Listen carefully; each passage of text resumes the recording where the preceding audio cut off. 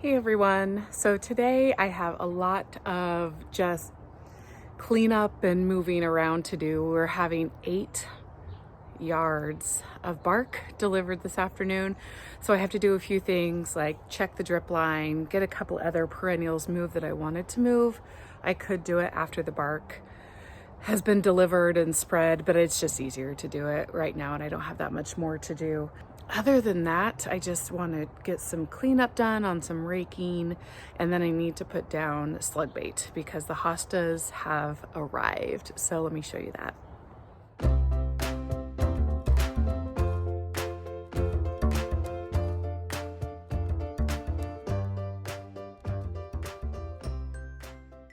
So let me back up just for a second, and it's kind of hard to see without the bark, but I have this triangular garden bed. Oh, and then I don't think I've shown you this yet. The trellises were installed, and I have some Miranda hydrangeas coming that one will go between those 2 posts and another between those 2 posts in pretty significant pots. I haven't quite found those yet, but we'll get it going. And then I'll have Miranda climbing hydrangeas going up each of those trellises. And the Miranda type are those with variegated leaves and are just gorgeous, and they love full shade, which that certainly is. So back to this mess. So I have the garden bed to my right. I have this garden bed that circles our maple tree in the center where Winston is holding down the fort. And then I have the garden bed to the left with the first run of Annabelle hydrangeas that are kind of coming here. I have a bunch of hellebores back there, and then this is just a drift of hostas eventually that will come up. I do have a maple tree in a pot back there that's going to come back out in front. I want to get that done today. And then another big plant move I'm going to do is I'm going to be moving these inkberry holly bushes. They're a substitute for boxwoods. I got them from Proven Winners last year. I am going to move those out of this spot. As you can tell, the one on the far right got a little too much shade last year. It survived, but it did not thrive. So these 4 boxwoods, hollies, are going to move under my climbing hydrangea as I walk up over here. They're going to move under my climbing hydrangea trellis and create a bit of a more formal hedge at the base here. And then I'm going to move those columbine somewhere a little bit different. They just get a little too tall for that space. But let me show you down here my pulmonaria. Oh, it's just looking amazing. It's just so pretty in the spring. I love that. And then hosta, they're kind of hard to see. Hosta, they're all coming up. And then if I go to my right a little bit more, right where Winston's hanging out, we have the start of Solomon seal starting to push out. And I planted that Solomon seal last year in this space, and then it spreads pretty quickly. So I would expect this whole center area to be covered with that Solomon seal. So that's pretty exciting. A few other things happening over here. The hydrangeas are starting to bud out on that side, but man, look at this hydrangea. It is happy. And this is a type of hydrangea that blooms on old wood. So I did not do a hard prune back of it, and it's thanking me for that right now. And I think that's going to be pretty darn amazing. So I am going to focus most of my time up here today, just trying to move some plants, clean up a few other things before we bring in the bark to cover up all the drip lines and really clean up this upper shade garden section. Oh, one thing too before I do, you can see Ryan in the garage there. This is an Indian princess currant, and it was found. Wave hi, babe. And this was found in the Willamette National Forest, and it's just thriving right here. So this is just another bed. We'll clean up a little bit later. All right, let's get to it.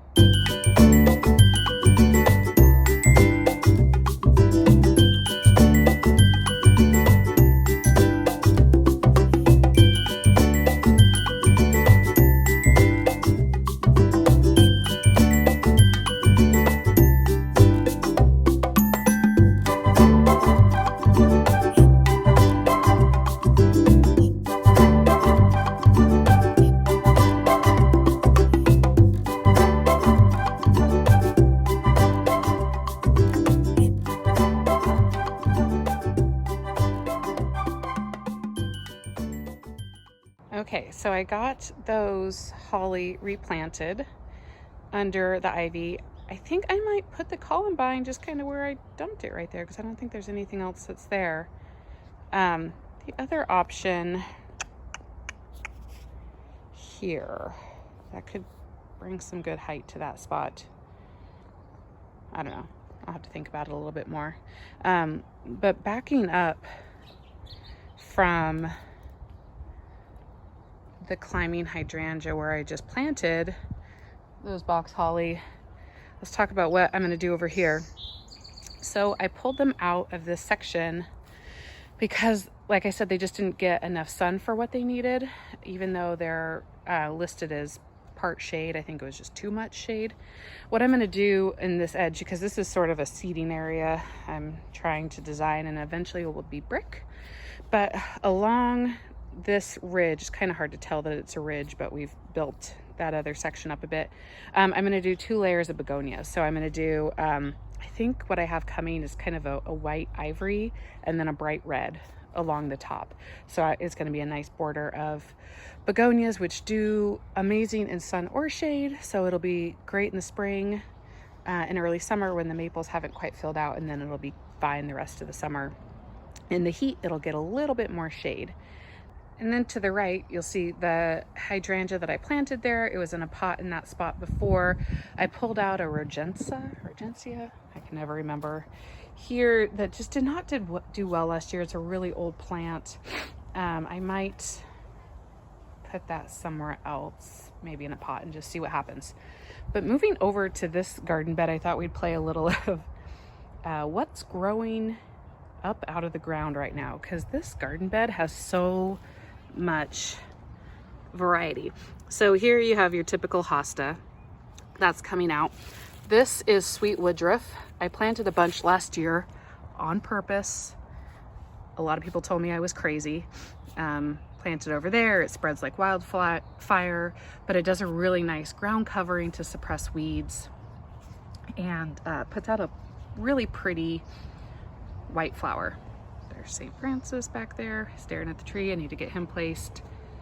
Indian Princess Currant, which is doing awesome. And then moving down the bed a little bit. So this is the start of a bleeding heart, which is super pretty. So that will pop up, and I think I have another one on the other side of the bed too. Another lungwort. This one has pink flowers. Moving down here, I have another hosta right there, but mostly what's coming up here is Lily of the Valley. And this is just gonna be an awesome year for this plant. I think this is the, golly, 3rd season. The first one I planted them pretty late, so they didn't do much. Last year they did a little bit, but now they're starting to spread. And so this is gonna be a really awesome year. So look at these just precious little, you can zoom in on that, precious little soldiers coming out of the ground with their little buds. Just think that's so cute. I have a lace type fern, and I cannot remember its name, a Japanese willow coming up. Just an assortment of other hostas, fuchsias, mega hosta in that pot, all needing a little fertilizer, bark mulch and then a layer of slug bait. That will be the task for today.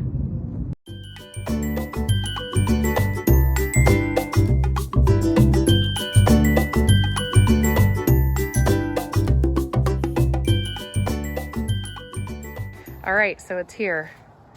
8 yards of hemlock ready to be spread. This is gonna take a couple days, but here we go. But before we do that, I do need to go into the backyard and move a couple plants. Yes, they're down there.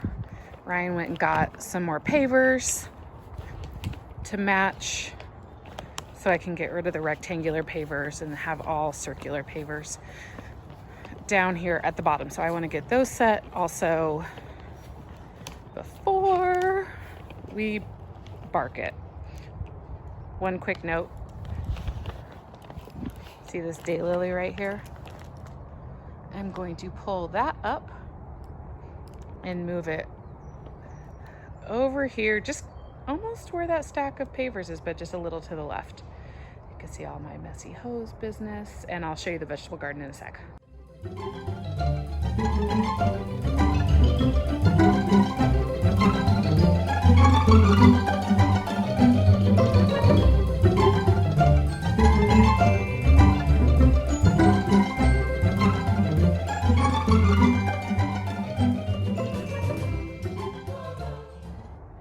Well, I'm sad to say my phone storage filled up, and so you didn't see all of this work happening, but I'll just show you. So I planted the daylily right here, planted the daylily here, and then I had 3 miniature goldenrod in a pot last year that I bought at the end of the season for our wedding in our garden to add a pop of yellow color. And I added them here, so 1, 2, 3. So those will get about 2 feet tall, which will be perfect because I don't want anything too big going into shading the vegetable garden at all. So what we're looking at here is the geranium, the hardy geranium behind them will bloom here pretty soon. And then it goes through a lull during the season. And so while it's going through a lull, and I cut it back before it flushes again, the goldenrod will start to cover that area. Like I said, I got the daylily here. That'll cover and come out mostly to the grass line here once it gets fully flushed. And then where those 2 tomato cages are, those are actually dahlias that I left. Fingers crossed they come up. A lupine, a rose. We call the Margaret rose because it was my grandmother's. Her name was Margaret.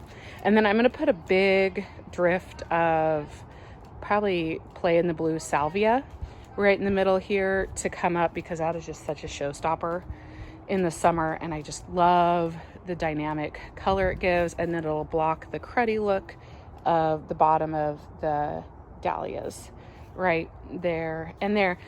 And then I plan to do a border plant here. You can say hi to Jackson. Hi, Jackson.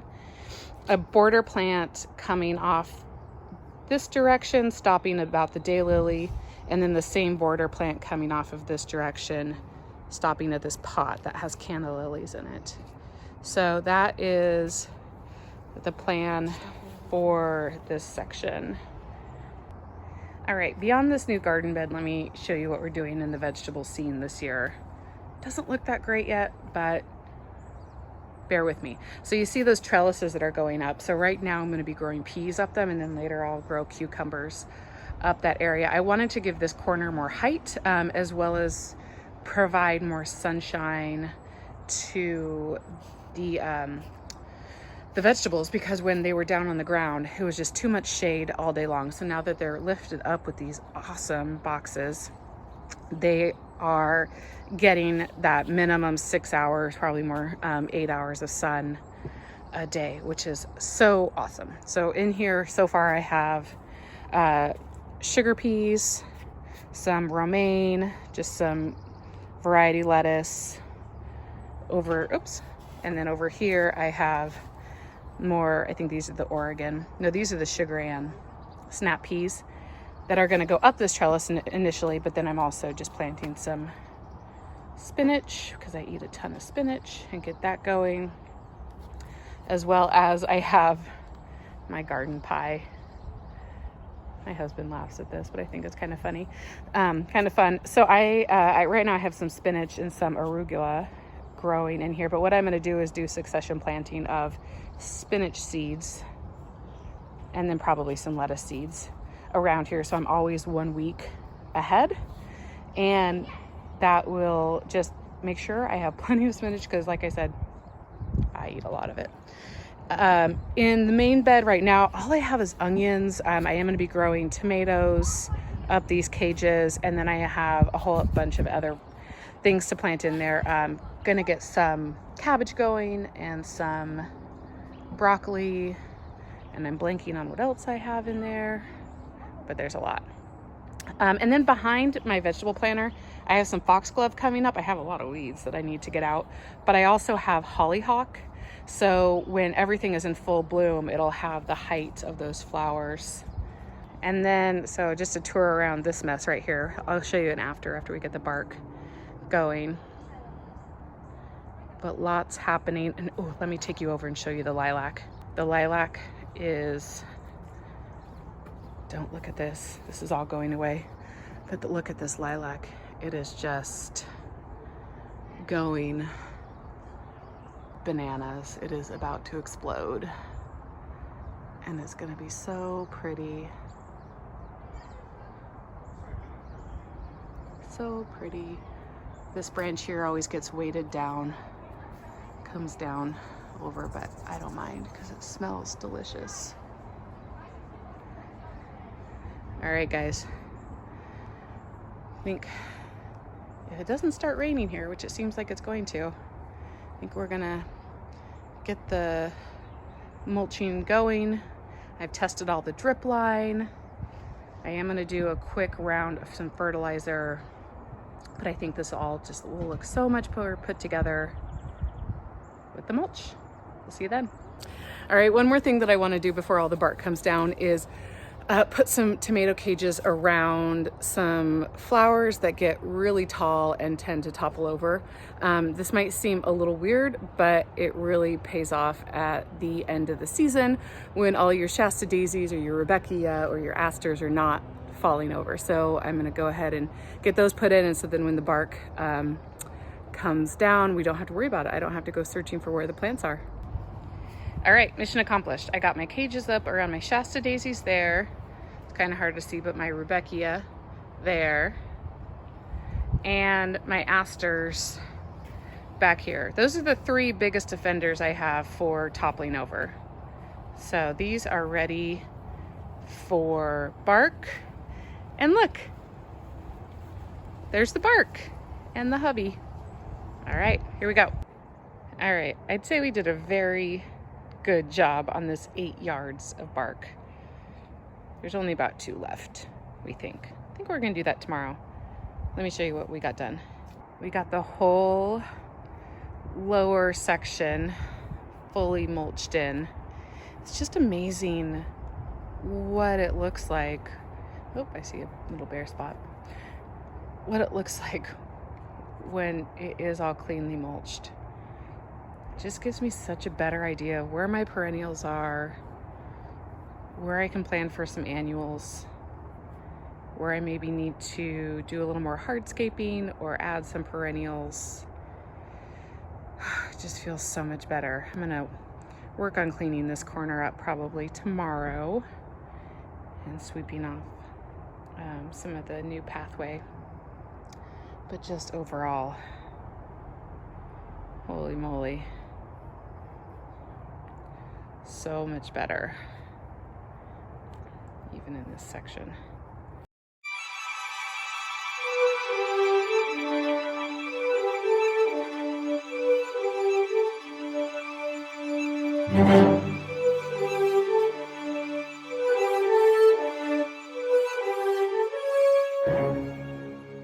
So I'm gonna call it a day. We got so much done. Thank you for coming with me on just my random work around the garden. This year is just all about random. It's all about cleaning up. It's all about just getting ready for all of the growth to come in, planning what annuals you want to put in, so much, and it's not a clean or easy task, but do what you can, a little bit at a time. A little bark puts a lot of lipstick on the pig, I guess, if you want to say that. But anyway, kind of just get out there and try. Every season is a new opportunity to try. All right, guys, have a good one. We'll see you later. If you like what you see here today, be sure to click the like and subscribe button. And if you want to be notified of new episodes, click the bell.